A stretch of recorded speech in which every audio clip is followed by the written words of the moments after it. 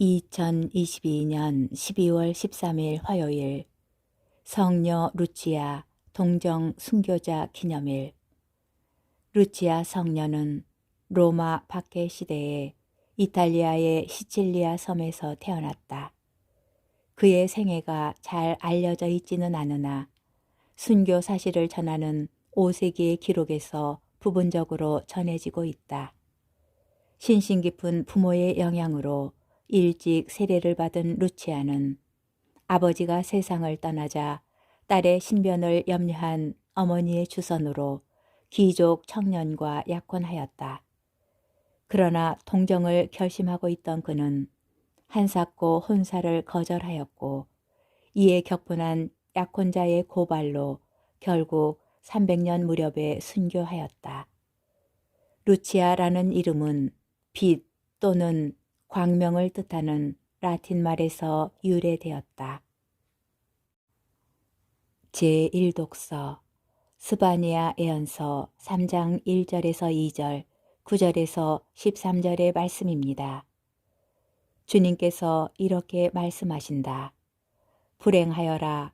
반항하는 도성, 더럽혀진 도성, 억압을 일삼는 도성.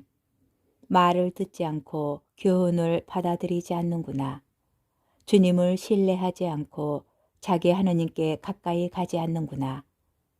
그때 나는 민족들의 입술을 깨끗하게 만들어 주리라. 그들이 모두 주님의 이름을 받들어 부르며 어깨를 나란히 하고 주님을 섬기게 하리라. 에티오피아 강 너머에서 나의 숭배자들, 흩어진 이들이 선물을 가지고 나에게 오리라. 그날에는 내가 나를 거역하며 저지른 그 모든 행실을 부끄러워하지 않아도 되리라. 그때에는 내가 내 가운데에서 거만스레 흥겨워하는 자들을 치워버리리라. 그러면 내가 나의 거룩한 산에서 다시는 교만을 부리지 않으리라. 나는 내 한가운데에 가난하고 가련한 백성을 남기리니 그들은 주님의 이름에 피신하리라. 이스라엘의 남은 자들은 불의를 저지르지 않고 거짓을 말하지 않으며 그들 입에서는 사기치는 혀를 보지 못하리라. 정녕 그들은 아무런 위협도 받지 않으며 풀을 뜯고 몸을 누이리라. 주님의 말씀입니다. 복음 마테오복음 21장 28절에서 32절의 말씀입니다. 그때 예수님께서 수석 사제들과 백성의 원로들에게 말씀하셨다. 너희는 어떻게 생각하느냐? 어떤 사람에게 아들이 둘 있었는데 맏아들에게 가서 에이야, 너 오늘 포도밭에 가서 일하여라 하고 일렀다.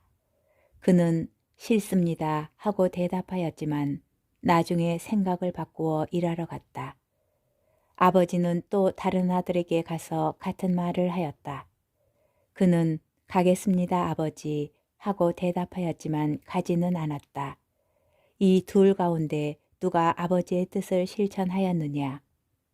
그들이 맏아들입니다 하고 대답하자 예수님께서 그들에게 말씀하셨다. 내가 진실로 너희에게 말한다. 세리와 창녀들이 너희보다 먼저 하느님의 나라에 들어간다. 사실 요한이 너희에게 와서 의로운 길을 가르칠 때 너희는 그를 믿지 않았지만 세리와 창녀들은 그를 믿었다. 너희는 그것을 보고도 생각을 바꾸지 않고 끝내 그를 믿지 않았다.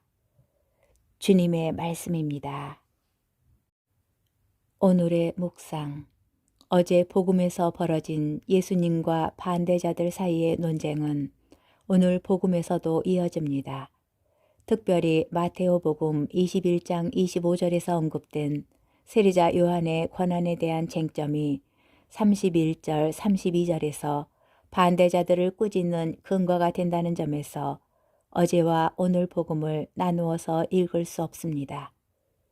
그들은 세리자 요한을 거부하였는데 그를 거부하는 것은 예수님과 그를 파견하신 하느님을 거부하는 것을 의미합니다. 세례자 요한은 주님의 길을 준비하도록 하느님에게서 파견된 예언자이기 때문입니다. 예수님께서는 반대자들과 하신 논쟁에서 비유 하나를 소개하십니다.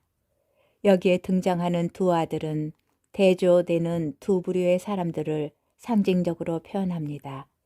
한 부류는 특권적 지위에서 그에 따르는 권리를 누리는 사람들이고, 다른 부류는 그런 지위와 권리를 누릴 수 없는 사람들입니다. 1세기 팔레스타인 지역에서 사회적으로 멸시받던 소외 집단 가운데 대표적으로 세리와 창녀가 후자에 속합니다.